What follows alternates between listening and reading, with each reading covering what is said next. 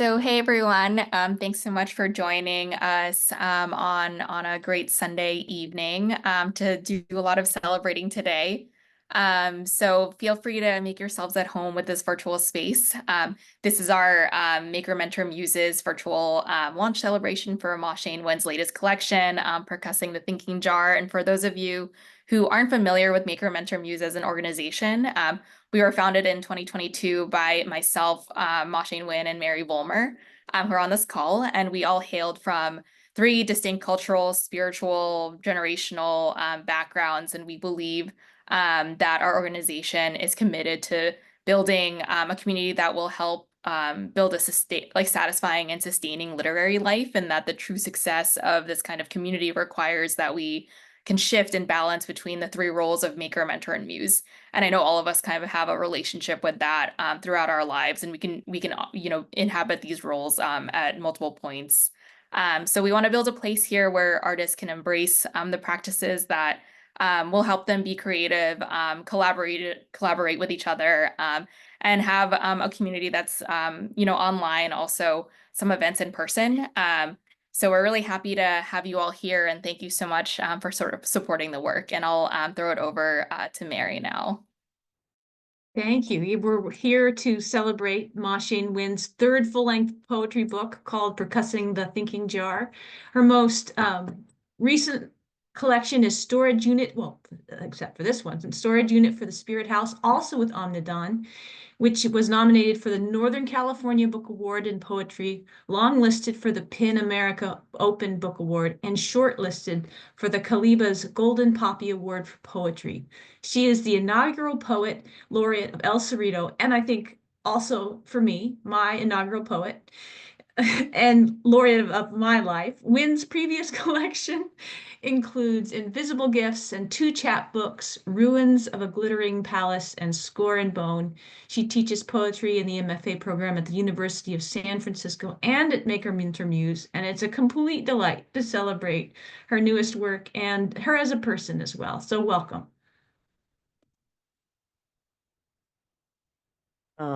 Thank you, Mary. Thank you so much. Thank you so much, everyone, for being here. I'm just absolutely delighted.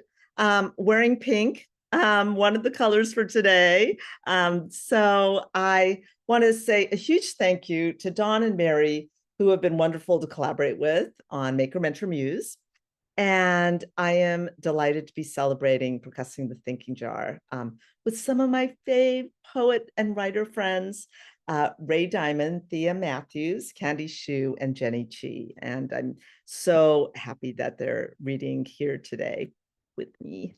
I'd also like to express my deep gratitude for co-publishers Rusty Morrison and Laura Joachimson and everyone at Omnidon for their incredible work. I wanted to make a little statement about publishing. Small presses need your support, and I think ever so much now. And I would be so grateful if you could, pass along a few dollars to Omnidon's end of year campaign next week. And Don will put a link in the chat. And thank you. And I think Rusty is going to be watching this later. And so thank you, Rusty. Thank you, Laura. And I am going to be introducing our amazing readers, and Dawn will be posting their full bios in the chat. And I hope you will check out these writers' brilliant work. And I would like to first introduce Rae Diamond. I first met Rae Diamond at a New Year's Day gathering many moons ago. I discovered that they were not only a musician, artist, and poet, but also lived in El Cerrito, which was so great to find out at the end of our conversation. And so we started to meet weekly for writing dates in person, and then we continued virtually through lockdown. And we were just having a conversation earlier about how the virtual landscape has also been helpful in staying connected. I am deeply grateful for Rae's help during the making of this book, and I encourage that you check out their debut poetry collection, Floating Bones, and Eco Spiritual Guide and Deck the Canty Oracle. Welcome, Rae Diamond. Yay. Thank you, Ma. And thank you for inviting me to read. And I'm so delighted and honored to be celebrating your amazing, amazing book. So excited that it's in the world. And then I will also just say I'm getting over a really horrible cold, so my voice is super unpredictable. I hope you can hear me okay. I'm going to read one poem from my book, and then I'll read one new poem that's still maybe a work in progress, or maybe not. Anyways, so from Floating Bones, this I just like to show just because the poems come with images, and so I just thought I'd let you see the image. And as we all will, lost in dirt circles in the park that was an artillery corps in a forgotten time, I sing a song to a friend on the phone as a fox watches from the underbrush. I follow at a distance until its trail shrinks too low, too narrow, for a two-legged one singing a downcast song about one endowed man who shared food with his peers, but not with a starving fellow. And what befell each when they died, as we all will someday. You, me, my friend, the fox, all of us.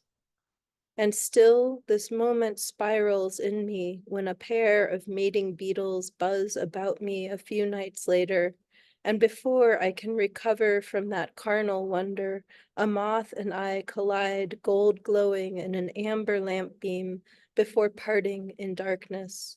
And the next day, while still in the rapture of this pearl string of phenomena, I hear the familiar and wholly unexpected rhythm of horse hoofs clippity-clomping up the pavement behind me, and I turn to lo, see, yes, a horse, trotting beneath a man in chaps and a straw hat.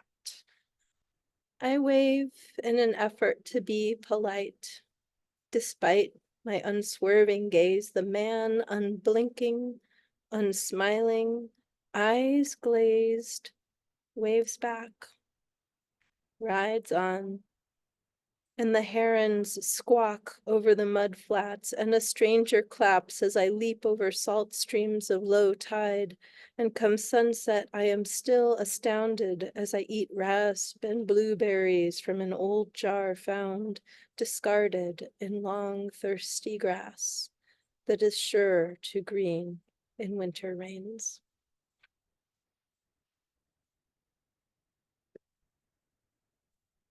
Thank you. And just one more poem. Rainbow sprinkled Ouroboros. It could happen. All of your life plans could unravel, and your successes could coat your tongue with the metallic taste of water that once was effervescent, and yet your life could stretch before you as an unwavering dusty road through a desert where wiggles of heat on the horizon are your only companions. And you walk this road because it is easier to wend than to sit or stand or lie still in a lifeless land, and you do not know if the road through this nowhere will lead you to anywhere different than where you are. and to distract yourself from the bleakness and the aloneness of this distance without landmark, you sing nonsense songs and make phantasmagoric stories in your desiccated mind.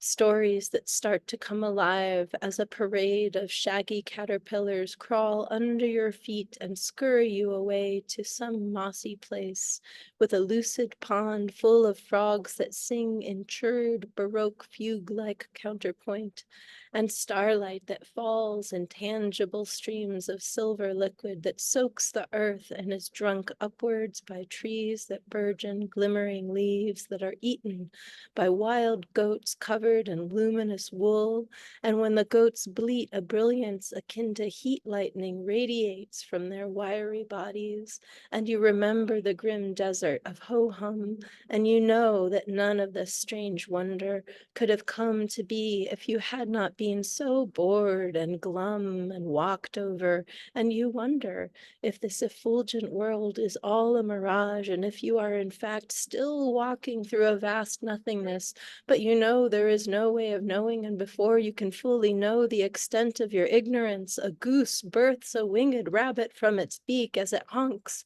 and the rabbit flies straight into the pond, and after some submerged minutes emerges paw in fin with a golden-toothed shark that sings old Italian love songs that your grandparents danced to back when that rocky land that is part of Croatia now was part of Italy. And you cannot help but think of your grandfather dying of lung cancer in his 50s because he could not wear the masks provided by the Rust Belt lamp factory where he worked because his nose was too smashed by his boxing career that resulted in an Olympic gold medal and an early death years before you were born. And you wonder if the shark with the golden teeth ate you, would you become a part of its consciousness? And would you then know those old Italian love songs? Would it be you singing those songs? Or would this wasteland-inspired wonderland fall silent and vanish in the moment that its creator is devoured by one of their creations?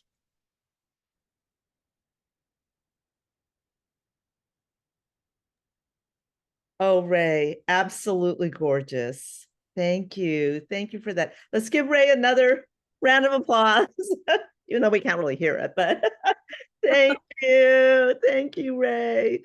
Oh, gorgeous. Thank you, Rae.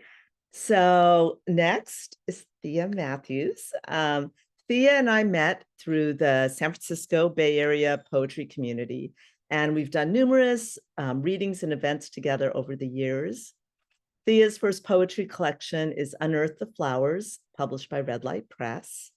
And her work has been recently published in Obsidian, Colorado Review, The Common, and On the Seawall. I follow Thea on social media and read all her poems, and they're amazing. Thea is an incredible poet, author, and editor of African and Indigenous Mexican descent, and is generally rocking it in Brooklyn, and has some upcoming exciting news that we'll all find out about at the beginning of 2025. Welcome, Thea. Oh my gosh. Woohoo! Thank you. Yay. I'm giving you a hug. I have an early morning flight tomorrow to SF. So we'll see how it goes. I'll be there for 10 days and would love to just, give you a hug in person. And of course, get my book signed. Congratulations. Mazel tov to this latest collection of yours. I can't wait to get a copy of it, and it's yeah, I just love to witness you over the years and just to see too, like how you evolve with your craft, and percussing the thinking jar is like right now, it's like this is a testament to how far. And I know there's so much more growth, room, transcendence that you continue to embark upon. And I'll always, sorry, just to go like briefly before the poems. My favorite memory is doing an impromptu interpretive dance for you at the Beat Museum. I was like, oh my gosh, I love this woman. I always will. And so that was really cool. That was a fun reading. And just thank you for being you. And so the poems that I have, I'll share briefly. Yeah, as part of this forthcoming collection coming out next year. Yeah, really excited for it. It's going to be called Grime. And yeah, across the street from San Miguel Elementary School. A cricket sings on my knee by playing a violin made of pennies. Mother sorts through the Sunday newspaper for coupons. I watch her like a ballerina in an old jewelry box, while my tongue is hot combed to the walls.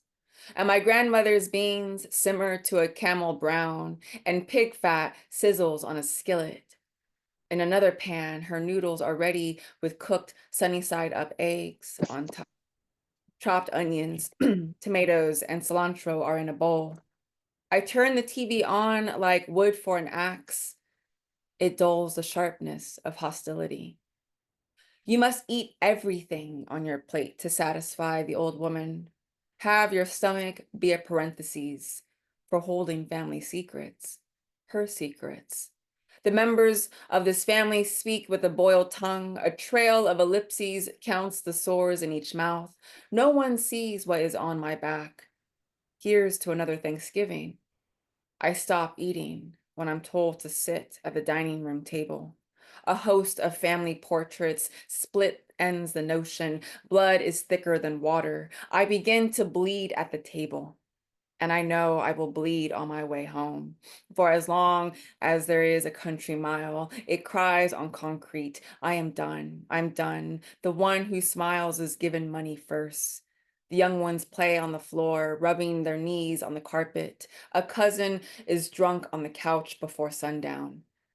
Comfort is found in the bottom of a hidden pint and tightly packed into an 8th ball. Soon, I will forget the moon, the old man, and this house, this rage, and this itch to have the last word. That's a weird holiday poem, if you will. Not unholiday. Thank you. Damn is right. And maybe another one. Here's yeah, some few poems came out recently in the Colorado Review. Before Twilight. Before spite, before life becomes an M dash between years, a wreath of funeral flowers. A son is born, the son knows how to sing the Star-Spangled Banner, go undetected with a gun. In a school, what curse is this? What makes this country so majestic? A diabolic victory, hoisted rounds by any means necessary. A good luck charm, call me ammo. I'm your man's rabbit foot. Taught to hum a lullaby faster than a bump of cocaine, a shot of fentanyl to live, play with me, play soldier, play hero. Who hasn't been trained, celebrated to hunt humans? How else would we constitute the state, honor the revolution annually with sparklers, ribbons, banners, mystery meat, the wonder of white bread, 9mm casings? For a birthday party, opened fire, the house is sprayed, brass summoned, life is cuffed in a manger. The choir of law, a copper-plated savior, like torture, playing double dutch on a $1 bill. The one who walks with me walks the streets unshaken, an old bitterness burnished. I am obedient.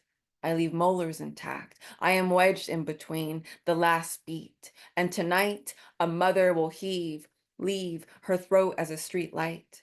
Her son will receive a dozen pillar candles. Outside, vigil lit. Was it an accident? Tit for tat. I was made for this. And I'll close with this last poem, if I may. Thank you. It's so the previous was a persona. This one is as well, and this one is after I. Love the poet I. Mad respect for her. And yeah, it's such an honor to be here, and I look forward to hearing the rest of the poets. And just yeah, I don't know. I'm just so thankful to be here and to celebrate you, Ma. What an honor and treat. I'll close with this one. Also, light commentary on the climate that we're in. collectively, if you will. Brother after I. Raising her hands to her face like a shield, sister winces. I laugh. She remains silent, motionless, like she's the Statue of Liberty, then runs as I charge to tug on one of her locks. The tractor stops. Father yells for me to join him out back. He'd always say, we each have a part in this family, but life isn't fair, is it? No, such thing as equality. His yell gets closer. I ignore him, putting my hand in my jean pocket. Mother yells. I ignore them. I keep silent. Sister watches. He lunges at me. I knee him between two continents. I push him back. Run. Father's voice volleys to the flock of crows. The house windows shudder. I come back facing father. Sweat from his temples shoot. He deserves it. I watch him wing like stars, for which it stands. He coughs up a can of cherry cola. The blood seeps into his hair. Now I remember my mother, her checkered dress blowing across America, rows of picnic tables, caramelized apples, order demonstrated no matter what. She gets one for her move, another for good measure. Her feet spread like open palms. May she rest in peace. I find my sister hiding in the table, her torch long extinguished, her dress in mud. I laugh again.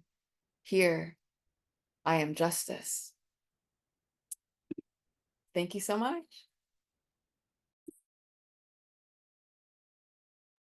Oh, Thea, what a powerful reading. Thank you so much. Can we give another round of applause for Thea Matthews? Thank you, Thea. And thank you for reminding me about your interpretive dance. I just remember, I'm like, all right, that's right. Thank you, Thea. All right. So now it is my pleasure to welcome Jenny G. I first met Jenny at the Writer's Grotto, and I was immediately impressed by Jenny's brilliant writing. She's the author of Focal Point, winner of the 2020 Steel Toe Books Poetry Award. And Jenny is working on a hybrid collection entitled Liminal Bodies, and a memoir and essays in conversation with her late mother's memoirs of the Chinese Cultural Revolution and life in Las Vegas. And I really look forward to hearing more about that. Let's please welcome Jenny G. Thank you so much. It's so lovely to be here. Congratulations, Ma, on your amazing new book. I still remember when I was in Rooted and Written at the Grotto. You were one of my instructors, and you just had the most joyful energy of anyone I've ever met. So I really appreciate that about you, and I really appreciate being here. I'm going to read a new weird and kind of long poem. I've never read this at a reading before, so we'll see how this goes. But I've been really into like ekphrastic vibes, so that felt sort of appropriate for this one.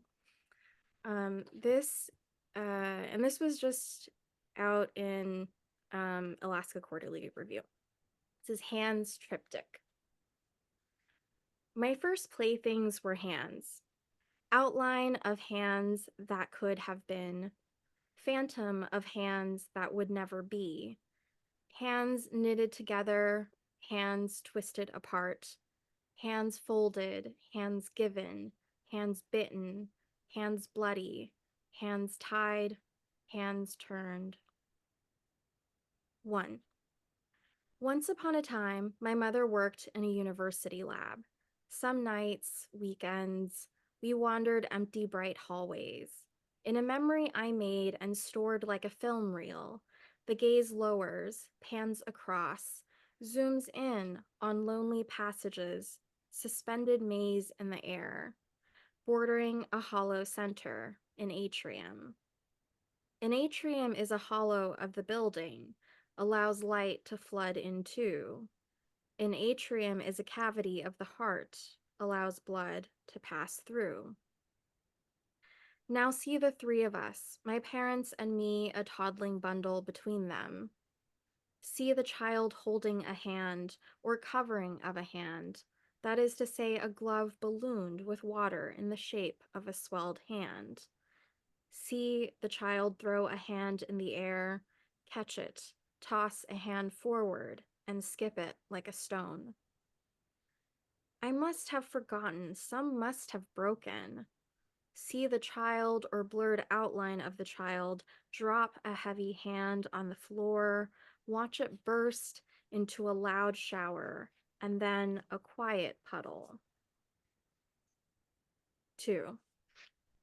Day and night the light was different, golding the air with variables. See us blanketed by soft white days, like the glow of new snow.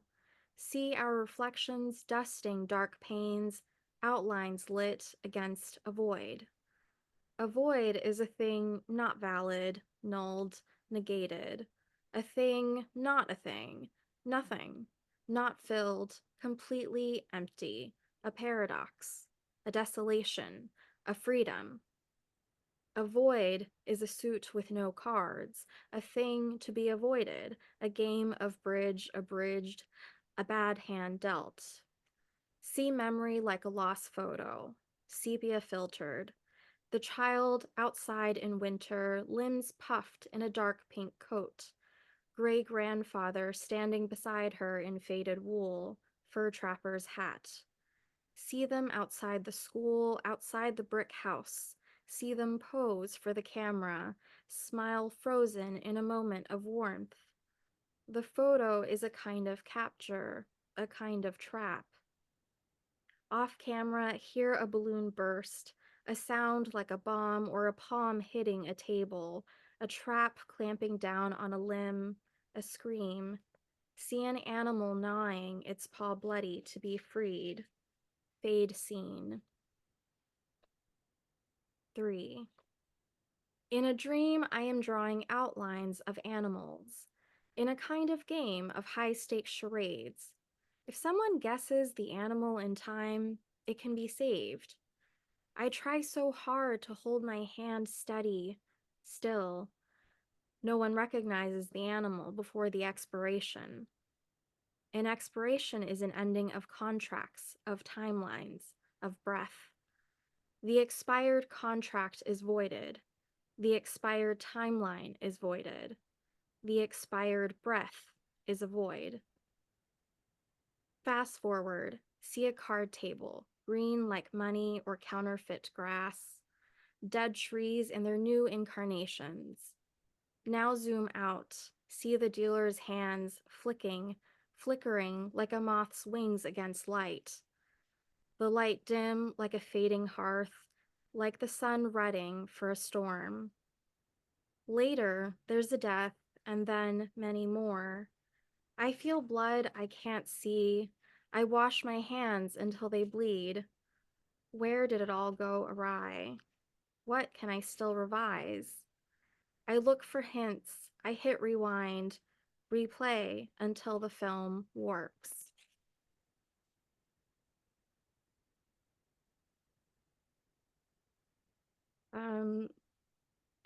Okay, and if I may, I have one more poem that's a lot shorter than that one. And this is the last poem I wrote in San Francisco. I'm living in Las Vegas now, but dialing in for my in-laws. So it's been a bit. And this is Saturday morning in Heshiran, San Francisco. Beneath the stone arch, graying women dance in unison. They sway their hips, step right, flutter arms outward like butterfly wings, hands cupped skyward as if to receive a benediction. The woman in the center, the tall one, wears a red sweater, white cropped pants, butter yellow visor tied with a ribbon over short permed curls. Above her, carved in stone, Heshiran, Peace, Joy Garden. For a moment, I am winded. Back turned, they look like an idea I once had of my mother.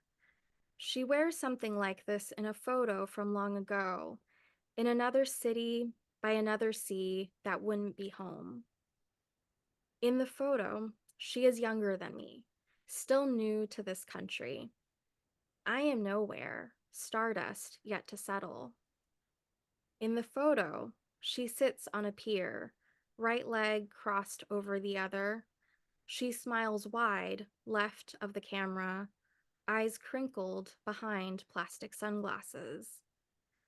In the photo, her world is cracked open like an oyster shell. This woman might one day live by the sea, slurp an oyster's sweet brine, watch the sun rise over ocean waves like a golden pearl, watch her child grow up, grow old. In the photo, the future lives next to the modal verb might. In the future, imagination exists in the perfect tense. I imagine she will have lived in peace and joy. In a perfect future, I imagine her present continuous, picking ripe loquats in a garden, dancing beneath a stone arch. Hmm. Thank you. Oh my goodness, Jenny, those were stunning poems. So beautiful. Thank you, Jenny. Well, can we give another hand to Jenny? Yay.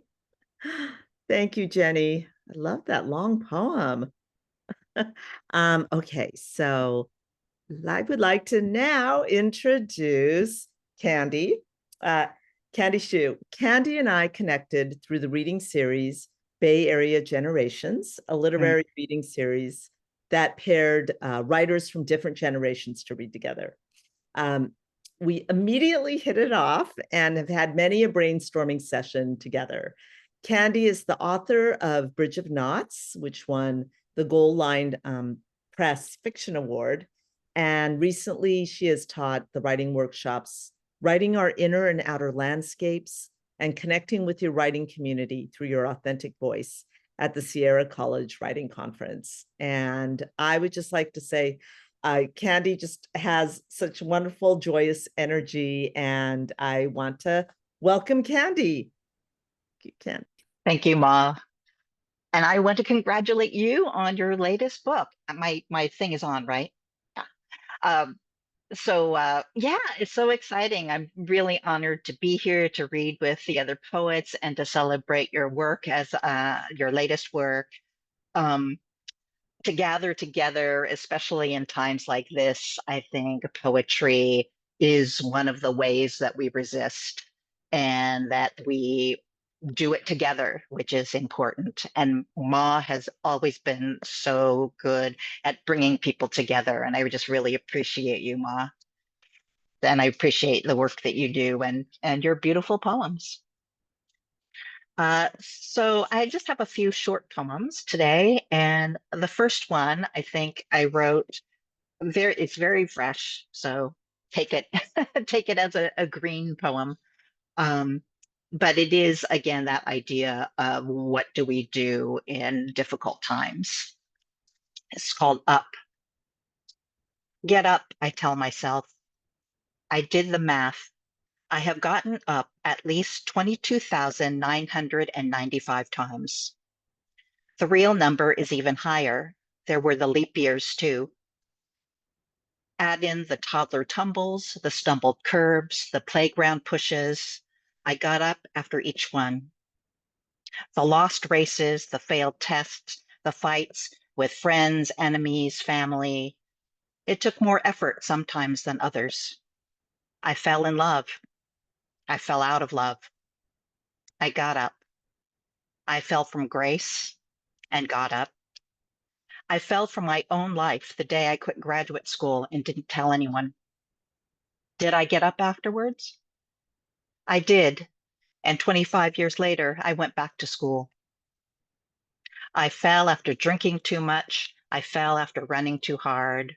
I fell after learning I was adopted. I fell and fell and fell.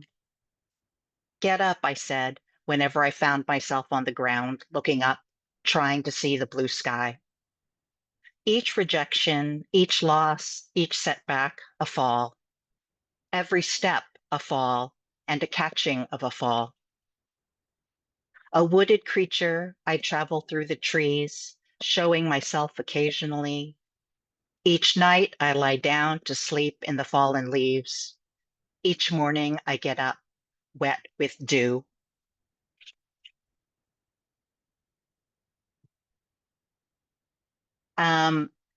This next poem I wrote many years ago, but in a way, it sort of feels like a companion poem to the one I just read. This one is called Faithful. The robin with the puffed chest pulls worms from the wet grass. Spring plumage, orange-breasted, he's courting the lady robin. Purely himself, no other bird like him, yet I do not call him as I call my children. Allie, Jillian. Every passion flower, every bamboo leaf, sparrow, and hummingbird that comes into my view is categorized by glance, like and like again. I love the red fringe of Japanese maple, ruffled by the insistent vivacity of blue jays. Gravity beckons the pink blossoms on the cherry tree. Season of harvest, live oak leaves shiver to be swept away. Clearing the path to nearer and farther, the attention to give each a name and remember them all. I have done nothing to deserve this, have I?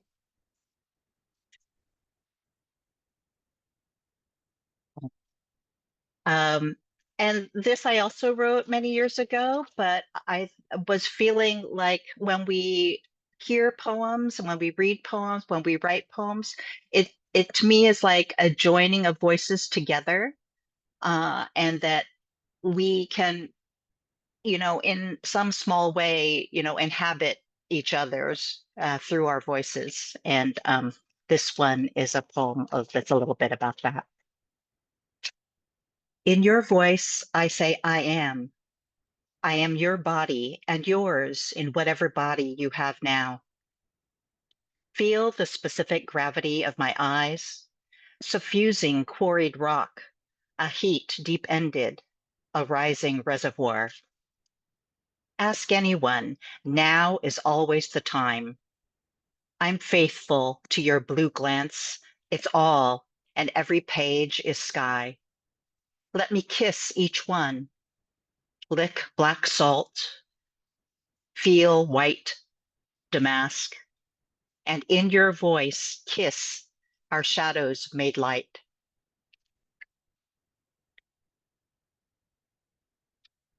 Okay, and then I'll end with just 3 very short sections from Bridge of Knots. One of the things that I wanted to do in this book was to bring women writers and others who have been in the shadows. I wanted to bring them into the light. And so this is what I included some things in my book that I hope did that. It's written in very short sections. And I'm reading them out of sequence. So I'll just read the number of the section and we'll see how it goes. 26. No one can build something out of nothing, which means that there is no such thing as a self-made man. Even the Dalai Lama had to be taught how to be the Dalai Lama. It took him years of study. He started his training when he was 4. Emily Dickinson never married. Jane Austen never married. Louisa May Alcott never married. Harper Lee never married. Coco Chanel never married.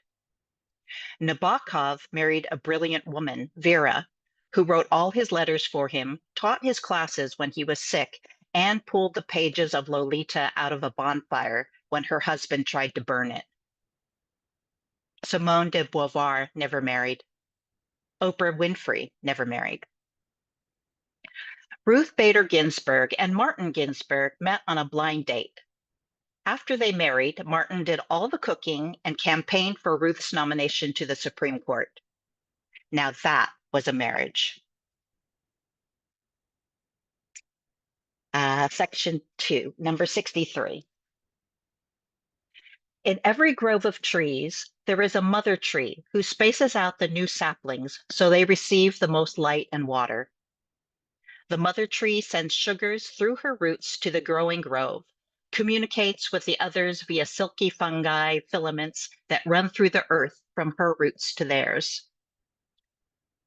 Many people know that Van Gogh only sold one painting during his lifetime, even though his brother Theo was an art dealer. Theo died 6 months after Vincent, leaving Theo's wife, Joanna, alone with a young son, all of his brother's paintings, and nothing else. They had only been married for 2 years. Joanna, who had been an English teacher before marrying, took Theo's and Vincent's letters and began editing them and putting them into order while making money by translating French and English stories into Dutch. She also took the 200 paintings Vincent had left to Theo and that Theo had left to her, and she made them famous. So thank you, Joanna Van Gogh, for Starry Night and Sunflowers, Irises and Cypress Trees, Wheatfield with Crows, Self-Portrait and Bandana, The Sower, and so much more. 64. Sometimes when I get into bed, my husband smells like buttered popcorn. Good pheromones. Like a crow, I collect shiny things. Beads, yarn, pictures, words. Then I make my treasures into something else. A necklace, a sweater, a tapestry, a poem. Life as collage, what we choose and what we make of what we choose. Thank you. Congrats, Mom.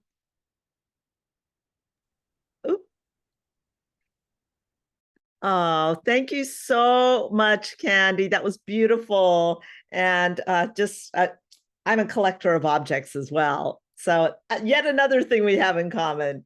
Thank you. Thank you. So I'm going to share a few poems from Percussing the Thinking Jar. And I'll start off with a thought log. And just really quickly, a little bit about the thought log. I started working on this book, I would say around the beginning of the pandemic. And I was just keeping copious journals, copious notes. And at a certain point, I realized I was writing in these patterns of 2s and 3s. And I just started writing them into like a log form. And so this is one of the thought logs. I think there are 24 of them or 25 of them in the book. It's a long book, by the way. It's almost 200 pages. So thought log. Dad knew he was going to die because he saw 2 vultures that morning. Suitcases breaking open display queen conch shells. Apparition of snapped bone trees. Pataflaffa, flam drag, triple stroke roll. The suburbs are sinking. I record my mood shifts and flares in a notebook. Floating holidays, cement memories, hot tub religion. Dream bigger than an airstream. The neurologist will return in an hour. Goat rentals for hillsides. Identify your top 3 unhelpful thinking styles. Surveillance jammer, sleeping lags, default salad.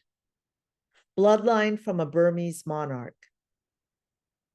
My dentist used a percussion test to replicate my tooth pain. Baby jumping, beetle fighting, extreme ironing. Drink watermelon juice to quench your inner fire. Thank you.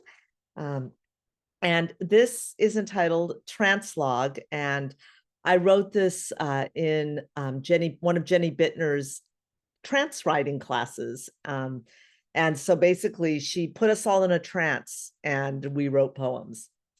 Trance log. We are writing from our dreams. You close our eyes. I hold one hand in the other. We notice the topography of our palms. Notice our lifeline has grown longer, our fate line shorter. I see blood flow in channels from 3 scars on abdomen. We itch. Sense the flow along the torso, down the arm. We hypnotize. I see my sister's long fingers in our hands.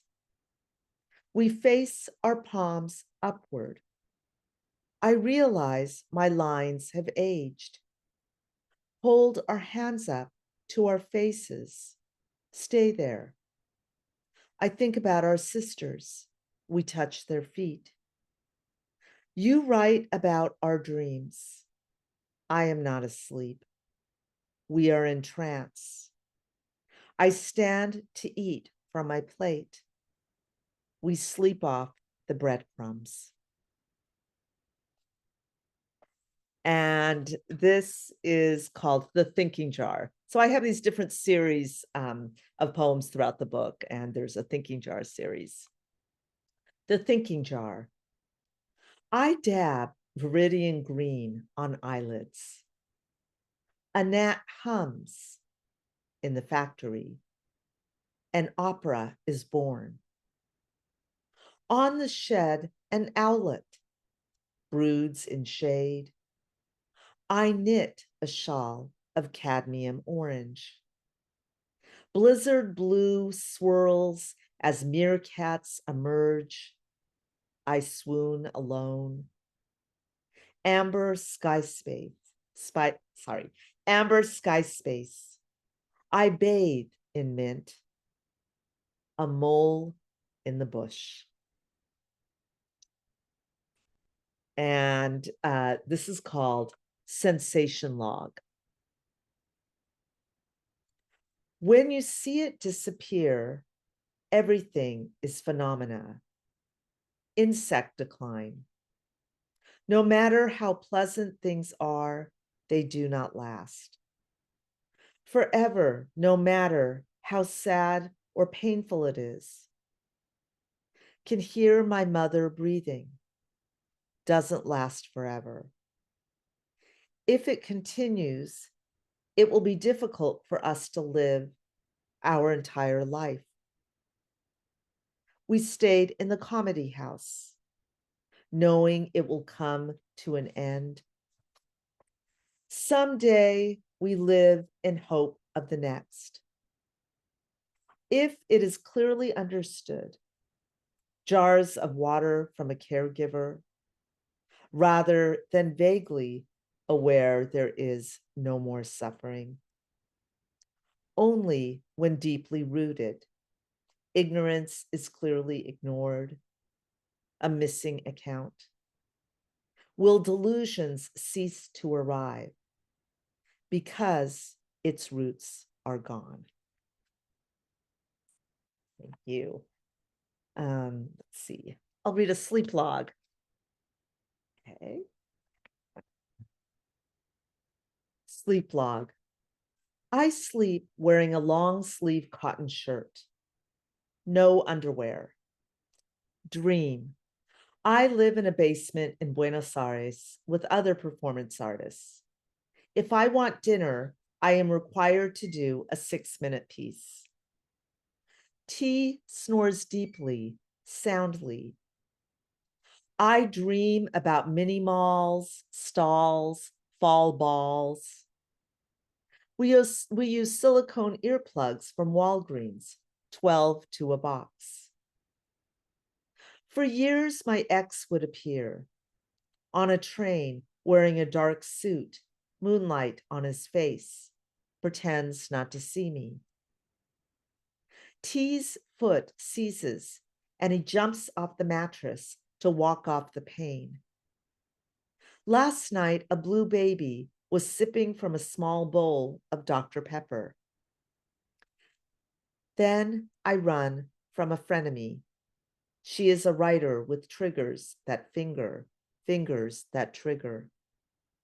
Long ago, a dream of Granny in a flowery lounge. I cry in her lap. Thank you, everyone. And I have 2 more poems. This is for Rae, and it's entitled Hyphen Log. Hyphen log for Rae. Another night, or day, nomadic migrations of cedar waxwings, circling circles above resilient hawthorn. Thank you. And this is my last poem, and it's the last poem in the book as well. Entries. Hello, nightlight. Hello, schemer. I feel a shift under the chair. I drape, then dollop. I restore my surface with blue and green stitches. Entry. Apple core, rust towel, carving spoons, wolf pouch, cap racks. I smell trouble born. I am lichen. I darn, then damage. Sleep on a pixel quilt. Quit my job before it begins. Entry. Sugar scrub, joy gush, dorsal spin. Popper lock, snow lake. I go salmon shopping. When I was 6, I wandered into a virtual valley. I dropped, then dripped. Near the flood on the asphalt, I saw liquid tricks. Entry. Dizzy blister, sunny buckets, timber knocks. Uncle's teeth, blaze swells. I keep my distance from the cult. I have a hidden life. I disco, then distill. Blankets are dresses these days. I lick my palms dry. Entry. Vortex drift, amber chamber, water rabbit. Ox feathers, chatterhead. I am introspective paradox. A jade swan. I dapple, then dipstick. Watch the royals flash their pretty forks.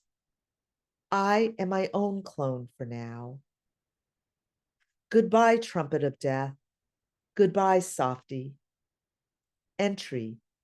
Chanted robes, dolphin beaver, vested beasts, vesper flux, pressure switch. I close my eyes and tap the lid. Thank you so much, everyone. Thank you, Rae. Thank you, Candy. Thank you, Thea. Oh my goodness. Thank you, Jenny. Thank you all. Thank you, Dawn and Mary, and all of you for joining today. Yay. Maybe we could unmute and clap for everyone. Clap for each other. Yay.